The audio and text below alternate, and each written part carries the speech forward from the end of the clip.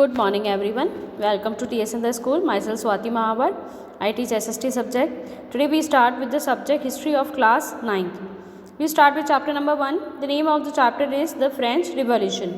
In the previous videos we are doing the second section of this chapter, the outbreak of the revolution. Page number 8 was completed.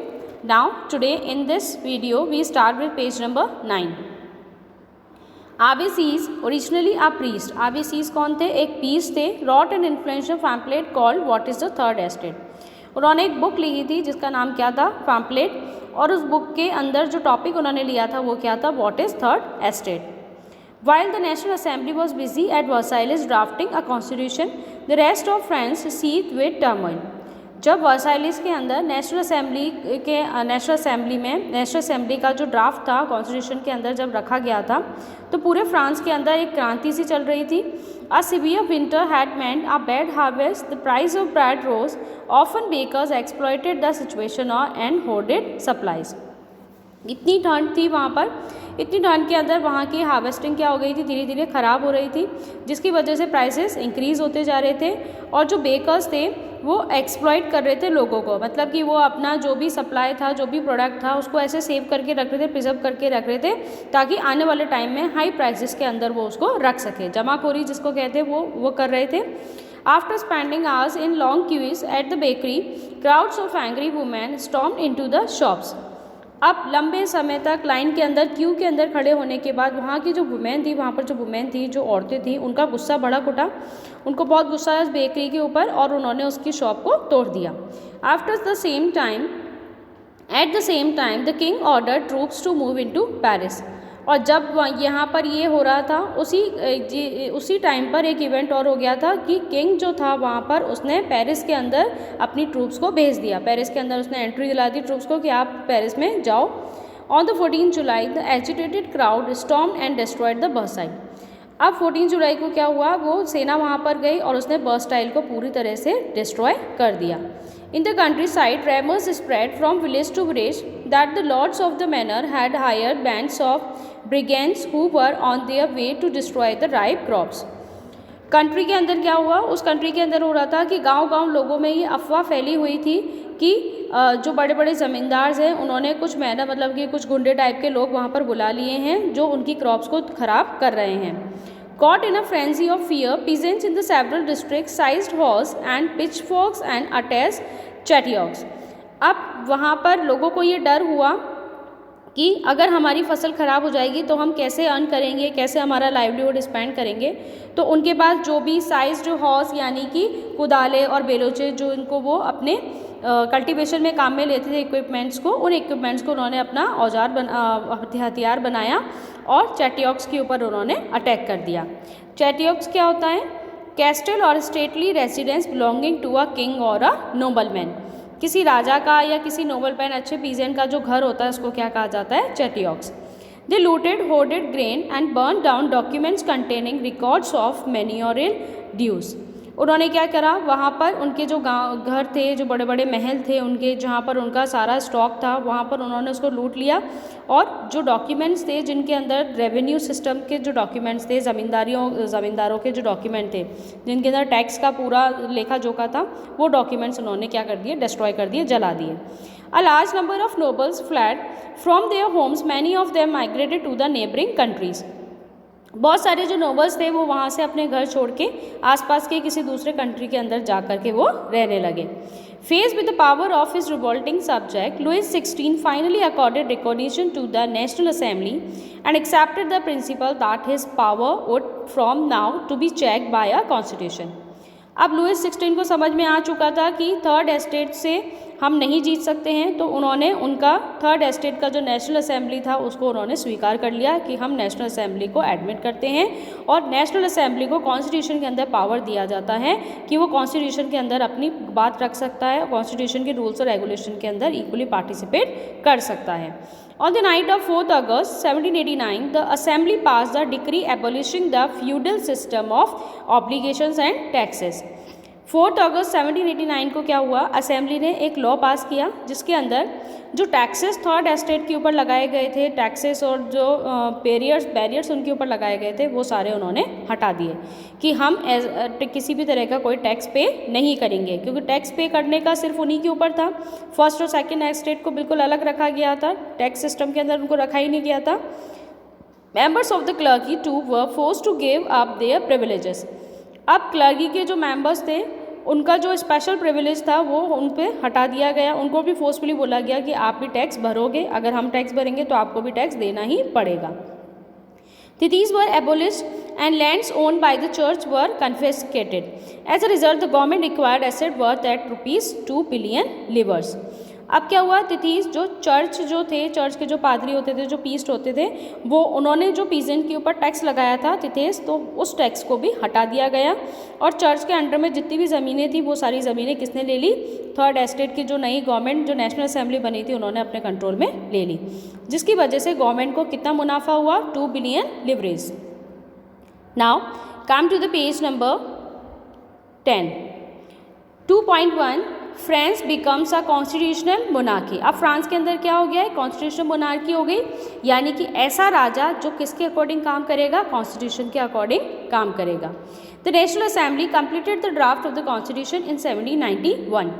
National assembly ने अपना draft, अपना जो बात रखी थी कि हम नेशनल असेंबली बनाएंगे, तो वो कब स्वीकार कर ली गई थी कॉन्स्टिट्यूशन में, 1791 के अंदर। Its main object was to limit the powers of the monarch. उनका मेन ऑब्जेक्ट क्या था कि हमें मोनार्क यानी कि राजा की पावर्स को क्या करना है, कंट्रोल करना है, उसकी एक्टिविटीज़ को हमें कंट्रोल करना है। These powers, instead of being concentrated in the hands of one person, were now separated and assigned to different institutions. जो पावर्स, जो अधिकार सिर्फ एक राजा को थे, वो अधिकार, वो पावर सब किसको दे दी गई, डिफरेंट इंस्टीट्यूशन बना दिए गए और उन इंस्टीट्यूशन ऑर्गेनाइजेशन के अंदर पावर्स को डिवाइड कर दिया गया। इंस्टीट्यूशंस क्या थे, लेजिस्लेचर, एग्जीक्यूटिव एंड जुडिशरी। मैंने आपको बताया था प्रीवियस वीडियो के अंदर what is legislator, executive and judiciary. This made France a constitutional monarchy, जिसकी वजह से फ्रांस क्या हो गया, एक कॉन्स्टिट्यूशन मोनार्की बन गया। Figures have been explains how the new political system work. अब देखिए नीचे ये पिक्चर दे रखा है, इस पिक्चर के अंदर है जुडिशरी, एग्जीक्यूटिव और लेजिस्लेचर। जुडिशरी क्या है, जो लॉज, रूल्स और रेगुलेशन को लोगों के ऊपर इम्प्लाई करता है और देखता है कि लोग उसको मान रहे हैं या नहीं मान रहे हैं।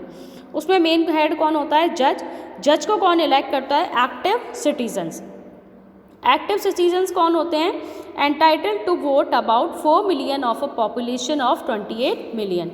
4 मिलियन से लेके 28 मिलियन तक का पॉपुलेशन होता है एक्टिव सिटीजन्स का, और उनको राइट होता है कि वो जज को वोटिंग करके इलेक्ट कर सकते हैं। पैसिव सिटीजन्स कौन से होते हैं, learn the active citizen and passive citizen, it is important point. Passive citizens कौन होते हैं, no voting rights, about 3 million man, women, children and youth below 25 years. अब 3 मिलियन मैन, वुमेन और बच्चे जिसके अंदर होते हैं, जो जिनकी एज 25 से कम होती है, वो किसके अंदर आ जाएंगे, पैसिव सिटीजन के अंदर। लेकिन उनको राइट नहीं होता है कि वो वोट कर सकें फॉर इलेक्टिंग जज। जज को इलेक्ट करने के लिए वो वोटिंग नहीं कर सकते हैं। सेकेंड आता है हमारा एग्जीक्यूटिव। एग्जीक्यूटिव के अंदर आते हैं किंग और मिनिस्टर्स। अब राजा जो होता है वो अपने खुद के मिनिस्टर्स बनाता है और मिनिस्टर बना करके जो रूल्स और रेगुलेशंस, पॉलिसीज़ जो होती है उसके ऊपर असाइनेशन का तो काम वही करता है। मिनिस्टर्स क्या करते हैं, उन पॉलिसीज़ को ओवर थ्रू एक बार देखते हैं कि क्या पॉलिसीज़ बनाई गई हैं। Third part is legislature. Legislature के अंदर आती है नेशनल असेंबली और इलेक्टर्स। इलेक्टर्स कितने होते हैं, 50,000 मैन। नाउ सी, जो एक्टिव सिटीजन्स हैं वो किसको चूज़ करेंगे, वोटिंग करके इलेक्टर्स को। एक्टिव सिटीजन्स किसको चूज़ करते हैं, इलेक्टर्स को, और इलेक्टर्स किसको चूज़ करेंगे, नेशनल असेंबली को। इलेक्टर्स कितने हैं, 50,000 मैन, और एक्टिव सिटीजन्स कितने हैं, 4 मिलियन टू 28 मिलियन। अब 24 मिलियन टू 28 मिलियन लोग 50,000 मैन को इलेक्ट करेंगे। अब ये 50,000 मैन 745 मेंबर्स जो हैं नेशनल असेंबली के, उनको इलेक्ट करेंगे। समझ आया। Now see, the national assembly control the king. National assembly क्या करती है, बंदिशें बना देती है, किसके लिए, किंग के लिए। राजा को भी वो कंट्रोल करती है, साथ में मिनिस्टर्स को भी कंट्रोल करती है। इसको भी देखेगी और इसको भी देखेगी वो, ठीक है। किंग जो है वो वीटो पावर देता है नेशनल असेंबली को, यानी कि ऐसा भी हो सकता है कि जैसे कोई रूल गवर्नमेंट, इसको किंग को पसंद नहीं आया तो वो अपनी पावर लगा करके उसके अगेंस्ट में जा सकता है। Now the constitution of 1791 vested the power to make law in the national assembly which was indirectly elected. अब कॉन्स्टिट्यूशन के अंदर 1791 के अंदर एक नेशनल असेंबली को पावर दे दी गई कि वो अपने लॉ बना सकती है बिना मेंबर्स को इलेक्ट किए।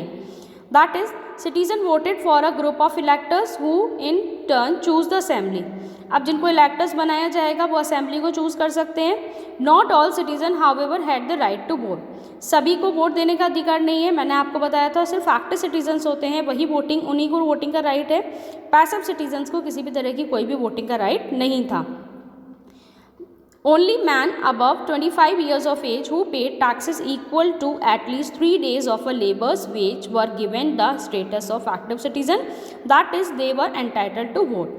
Now see, जो मैन 25 ईयर्स से ज़्यादा की एज के हैं और जो 3 डेज ऑफ लेबर्स वेज का क्या भरते हैं, टैक्स पे करते हैं। जो मैन 3 डेज मतलब 3 दिन की अपनी तनख्वाह का जो टैक्स पे करते हैं वो सिटीजन्स 25 ईयर्स के जो ऊपर होंगे वही सिटीजन्स किसके अंदर आएंगे, एक्टिव सिटीजन्स के अंदर आएंगे। That is they were entitled to vote, उनको अधिकार मिल जाएगा वोट देने का। द रिमेनिंग मैन और and all women were classed as passive citizen. बाकी बचे हुए सब किसके अंदर आ जाएंगे, पैसिव सिटीजन्स के अंदर। To qualify as an elector and then a member of the assembly a man had to belong to the highest bracket of tax payer. Now see, national assembly का जिसको मेंबर बनना है वो member कौन होना चाहिए, जिसका हाईएस्ट ब्रैकेट होना चाहिए टैक्स पेइंग में, यानी हाईएस्ट रिकॉर्ड होना चाहिए टैक्स पेयर्स के अंदर कि सबसे ज़्यादा टैक्स पे करने वाला जो पर्सन होगा वही मेंबर बन सकता है किसका, नेशनल असेंबली का। Now come to page number 11। The constitution began with a declaration of rights of man and citizen. अब कॉन्स्टिट्यूशन के अंदर एक डिक्लेरेशन आ गया कि मैन और सिटीजन के जो राइट्स होंगे, rights such as right to life, जैसे कि राइट टू लाइफ उनको जीने का अधिकार है। Freedom of speech, easily freely वो अपनी बात को लोगों के सामने रख सकते हैं। फ्रीडम ऑफ ओपिनियन, अपने खुद के जो मत होते हैं वो भी लोगों के सामने रख सकते हैं। इक्वलिटी बिफोर लॉ, लॉ में सबकी इक्वलिटी है, कोई रिच कोई पुअर, उसका ऐसा कोई स्पेशल प्रिविलेज रिच को नहीं दिया जाता है।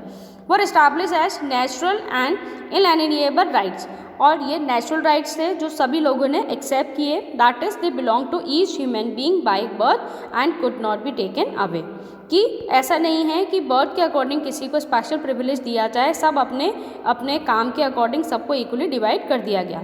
It was the duty of the state to protect each citizen natural right, और सबको नेचुरल राइट दे दिए गए, कोई स्पेशल प्रिविलेज वाला नहीं था, सबको मेन इक्वल राइट्स दे दिए गए। और वो राइट्स क्या थे, नेचुरल राइट्स, और नेचुरल राइट्स के ऊपर सभी जितने भी सिटीजन्स थे वहाँ के, उनका सबका उनके ऊपर अधिकार था। Clear to you?